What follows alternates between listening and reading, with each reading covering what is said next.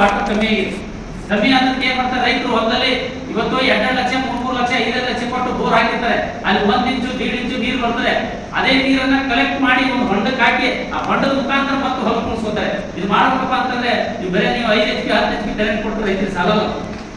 ಯಾಕಪ್ಪ ಅಂತಂದ್ರೆ ಯಾಕಂದ್ರೆ ಎಲ್ಲ ಬೋರ್ ಮೇಲೆ ಹಾಕ್ಬೇಕು, ಅದಕ್ಕೊಂದು ಮೋಟರ್ ಹಾಕ್ಬೇಕು, ಇನ್ನೊಂದು ಬೋರ್ ಹಾಕ್ಬೇಕು, ಒಂದು 3-4 ಬೋರ್ ಹಾಕಿ ಆ ಬೋರಿಗೆಲ್ಲ ಮೋಟರ್ ಇಳಿಸಿ ಅದ್ರ ಮುಖಾಂತರ ತಗೊಂಡು ಒಂದು ಹೊಂಡಕ್ಕೆ ಹಾಕಿ ಹೊಂಡದ ಮುಖಾಂತರ ಹೊಲಕ್ಕೆ ಡ್ರಿಪ್ ಮುಖಾಂತರ ಹೊಲ ಕೊಡ್ಬೇಕು. ಇದಕ್ಕೆ ಅವ್ರಿಗೆ ಈ ಪರಿಜ್ಞಾನ ಕೂಡ ಇವತ್ತು ಮಿನಿಸ್ಟರ್ಗಳಿಗೆ ಇಲ್ಲ. ಯಾಕಂದ್ರೆ ಅವ್ರು ಒಕ್ಕಲ್ತನ ಮಾಡಿದ್ರೆ ಗೊತ್ತಾಗ್ತದೆ. ಅವ್ರು ಯಾಕಂದ್ರೆ AC ರೂಮ್ ನಲ್ಲಿ ಕೂತು ಬಂದಿರ್ತಾರೆ, ಅವ್ರಿಗೆ ಗೊತ್ತಾಗಲ್ಲ. ಅದಕ್ಕೆ ನಾ ಹೇಳ್ತಾ ಇದ್ದೇವೆ, ಬರ್ರಿ ಒಂದು ಹೊಲಕ್ಕೆ ಬರ್ರಿ. ಇವತ್ತು ನಮ್ಮ ಹೊಲನೇ ಇದೆ. ನಮ್ಮ ಹೊಲದಲ್ಲೇ ಇವತ್ತು ಎಷ್ಟದ ಗೊತ್ತಾ, 4 ಬೋರ್ ಇದಾವೆ. ಬರೀ 1.5 ಇಂಚು 1 ಇಂಚು ನೀರಿದೆ. ಅದೆಲ್ಲ ಕಲೆಕ್ಟ್ ಮಾಡಿ ಇವತ್ತು ಒಂದು ಹೊಂಡಕ್ಕೆ ಹಾಕಿ ಹೊಂಡದ ಮುಖಾಂತರ ಮತ್ತೆ ಹೊಲಕ್ಕೆ ತಗೊಂಡ್ಬರ್ಬೇಕಾಗುತ್ತೆ.